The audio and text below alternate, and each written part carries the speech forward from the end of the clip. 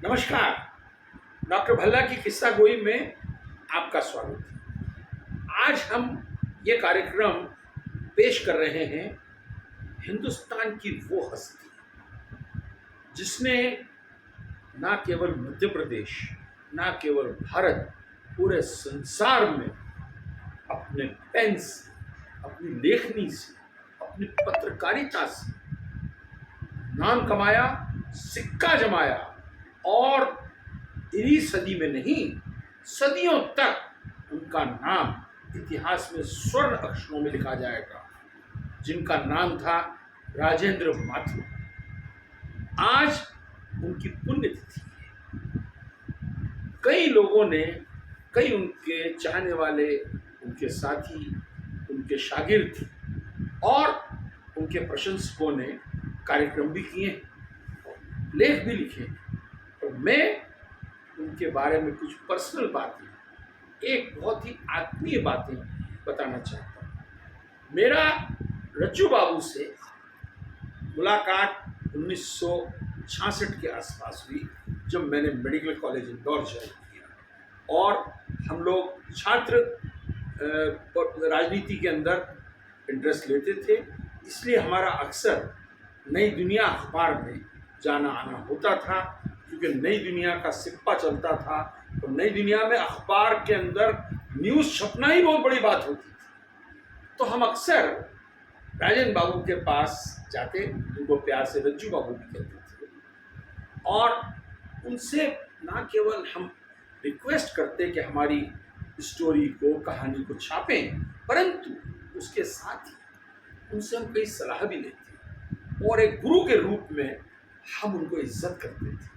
निहायत ही शरीफ, निहायत ही low profile, Badnawar में पैदा हुए, जिला धार आदिवासी क्षेत्र में पैदा हुए, इंदौर में पढ़े और बाद में गुजराती कॉलेज के अंदर इंग्लिश के प्रोफेसर बने।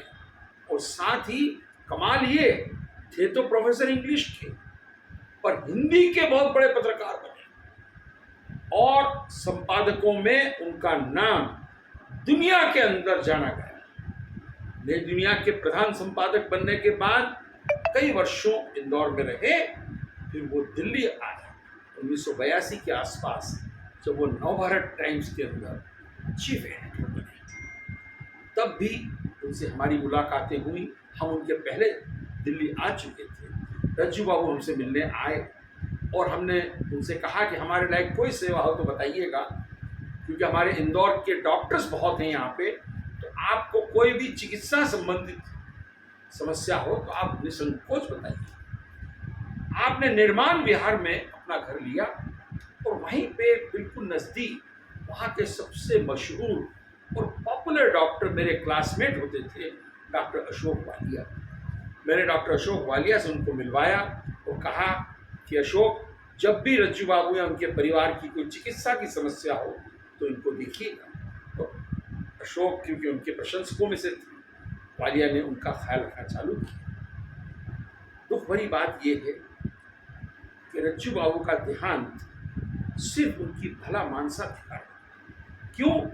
उनको एक दिन तकलीफ हुई चेस्ट के अंदर, और वो अशोक वालिया के पास इसलिए नहीं गए कि तो वो बहुत बिजी रहते हैं और मैं जब भी जाता हूँ तो मेरे से फीस नहीं लेते, तो मुझे बड़ा संकोच होता है। और इस चक्कर में वो एक क्वैक के पास, दिल्ली शहर जहाँ क्वैक्स भरे हुए हैं, 20,000 क्वैक्स की सिटी है ये, एक क्वैक के पास वो चले गए और उसने उनको मिसडायग्नोज किया। और हमने रज्जू बाबू को हमेशा के लिए फूट कर रोया, और मैं लड़ाई भी लड़ी परिवार से कि आपने मुझे क्यों नहीं बताया। अशोक वालिया भी बहुत दुखी हुआ। रज्जू बाबू की भली मानसा है, उनको हमसे हमेशा के लिए दूर भेज दिया। रज्जू बाबू ने दिल्ली आए तो कहने लगे, सुनो, तुमने इंदौर के डॉक्टरों का संगठन तो बना लिया है, पर ऐसा करो, मालवा के लोगों का संगठन भी बनाओ।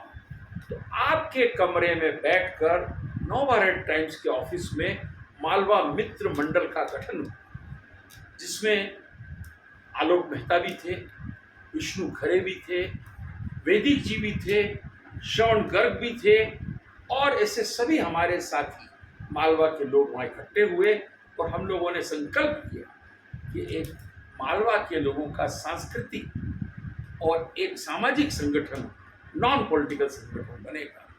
और उसके बाद हमने कई कार्यक्रम किए और मालवियों को इकट्ठा करने का एक फार्मूला रज्जू बाबू ने हमको बताया कि तुम ये अनाउंस कर दोगे जिस दिन कि दाल बाफले खिलाएंगे, सब मालवी इकट्ठे हो जाएंगे। रज्जू बाबू ने इस छोटे से घर में, जिसका नाम जावरा हाउस है, जितनी भी महफिलें हुई बिस्मिल्लाह खां से लेकर, तो यहाँ पे जितनी भी शायरी की महफिलें हुई, रेशमा आई, कैफी आजमी आए, सबको उन्होंने पार्टिसिपेट किया और उनको आशीर्वाद दिया। रज्जू बाबू ने इमरजेंसी के अंदर निडर होकर इंदिरा गांधी के राज्य में बगैर किसी डर के अपने संपादकीय लिखे और उनकी लेखनी में इतना दम था कि उनको उस जमाने की वो सरकार, इमरजेंसी वाली सरकार, बाल बांका नहीं कर सकी। रज्जू बाबू, हम आपको बहुत याद करते हैं और हमने आपकी याद में एक स्मृति समारोह भी चालू किया था, राजेंद्र माथुर स्मृति, जिसमें पहला कार्यक्रम किया था हमने राजनीति और पत्रकारिता के रिश्ते, जिसमें श्री I.K. गुजराल, माधवराव सिंधिया, प्रभाष जोशी, मनोहर श्याम जोशी और सब तशरीफ लाए थे। इसके बाद राजेंद्र माथुर की याद में कई कार्यक्रम जगह जगह होने लग गए। उनकी मूर्ति की स्थापना भी हुई इंदौर के अंदर और उनके ऊपर एक बड़ी शानदार फिल्म हमारे दोस्त राजेश बादल ने भी बनाई और उसके बाद उन पर कई किताबें भी लिखी गई।